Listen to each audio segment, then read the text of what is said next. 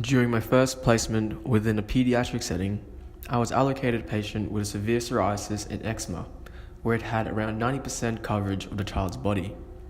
His skin was severely inflamed and flaky. He would often vigorously scratch himself, which only exacerbated his conditions. These symptoms had become uncontrollable due to the parents' reluctance of using steroidal medication as they perceived it to being addictive. Following multiple discussions with the doctors, the only intervention the parents were happy to use were wet dressings.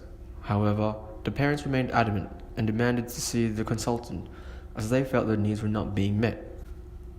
As such, I was tasked with doing the wet dressings, where the child would kick, scream, and cry in retaliation. The process was very traumatic and was disheartening as the child resisted every time.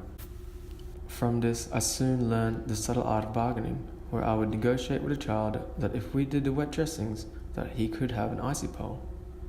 While not always effective, it at least diffused the stressful and traumatic situation to some extent.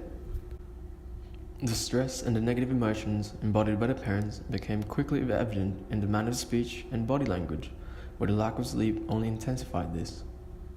As the ward was not extremely busy, I would often offer to watch the child sleep or sit in with him as he watched Peppa Pig, so that the parents could instead grab food, coffee, or even just go for a walk to take some time for themselves.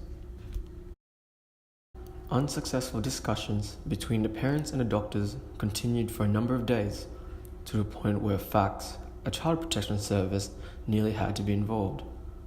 Fortunately, the consultant finally convinced the parents that Facebook was not a credible source of medical information and persuaded them to at least trial steroidal intervention, as the wet dressings proved to be an ineffective sole long-term solution. After a few days, the treatment significantly improved the child's symptoms to where the red patches of flaky skin were reduced to around 20% coverage, and by the end of the week they were finally ready for discharge. However, there were numerous small wounds from the episodes of excessive scratching that remained.